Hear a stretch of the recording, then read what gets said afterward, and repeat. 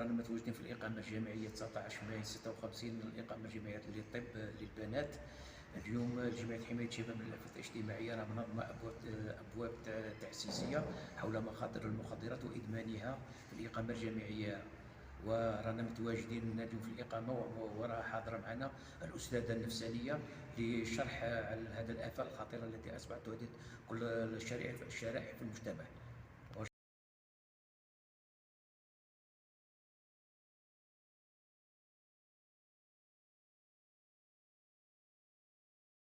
السلام عليكم. معكم الأخصائية خفيف أسماء، ممثلة لجمعية حماية الشباب من الآفات الاجتماعية. اليوم راح نتحدثوا على حول مخاطر المخدرات. رانا متواجدين هنا في الإقامة الجامعية 19 ماي 1956 1500 سرير.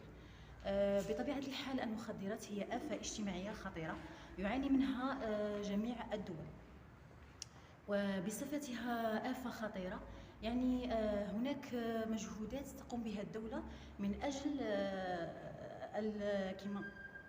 أجل التخفيف من هذه الآفة.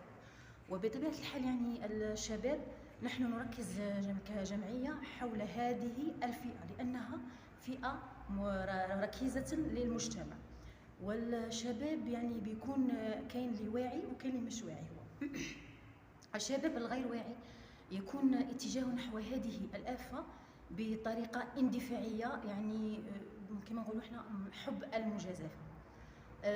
في هذا اليوم سلطنا الضوء للشباب المندفع. لماذا؟ لأنه ليس لديه خبرة، يروح لهذه الآفة بطريقة اندفاعية لحب المجازفة. وحنا دائما نسلطوا الضوء على رفقاء السوء، لان رفيق السوء هو كما نقول لك قل لي من تصاحب اقول لك من انت. رفيق السوء اكيد راح ياخذ الى طريق الهلاك يعني التجربه. لما يكون الشباب يجرب هذه الآفة الا وعنده يعني ما يكونش عنده وعي او سابقيه لهذه الماده، واش هو واعي اسكو يعرف واش يستهلك او لا.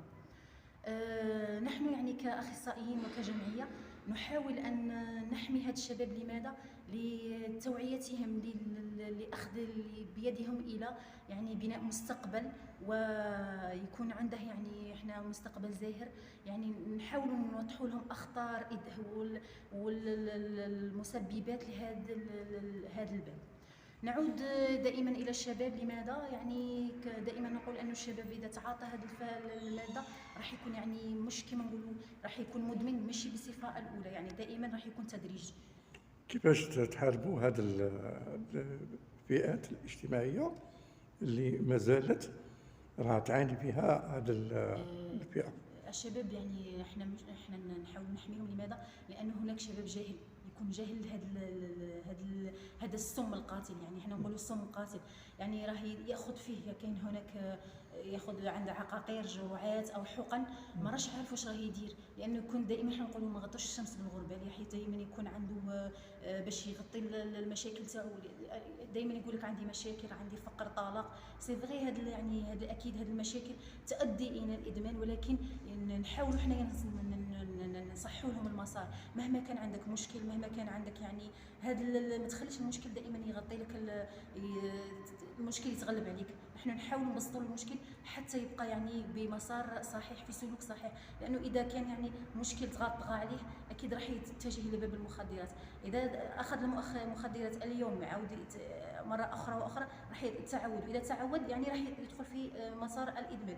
واذا صار الادمان ويعني الخروج منه ليس بطريقه بسهل، يعني راح يكلف له جهد ووقت الا من رحم ربي. يعني اللي يكون انسان واعي او شاب واعي واش راه يدير، يعني واعي ومدرك لهذه الماده وهذا السم، اسكو راه واعي واش يستهلك او لا.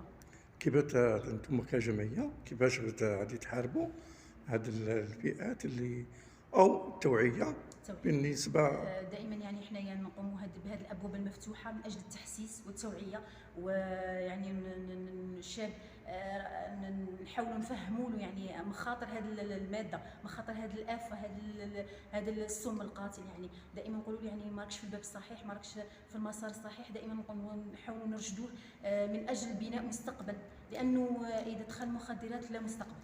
دائما احنا هذا شعارنا، المخدرات آفة للأمم، آفة للمجتمع أكيد.